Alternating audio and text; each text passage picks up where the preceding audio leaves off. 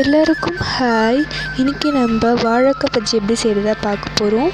மிளகாத்தூள், மஞ்சள் தூள், garam masala, salt and appam soda, அப்புறம் இன்னொரு பவுலில் கடலை மாவு எடுத்துக்கோங்க. அப்புறமா இந்த மெயினே வாழைக்காய் தான், அதை நம்ம எடுத்து வச்சுக்கலாம். ஸோ கடலை மாவையும் நம்ம எடுத்த இன்க்ரீடியன்ஸையும் நல்லா சேர்த்து தண்ணி விட்டு நல்லா கையால் நல்லா 2 டம்ளர் தண்ணி எடுத்து நல்லா கலக்கிக்கோங்க.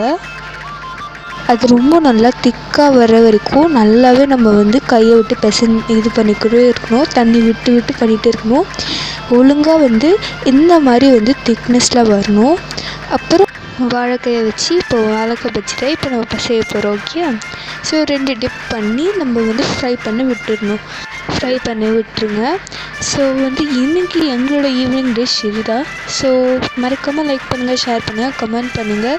தேங்க்ஸ் ஃபார் வாட்சிங். அஸ்ஸலாமு அலைக்கும்.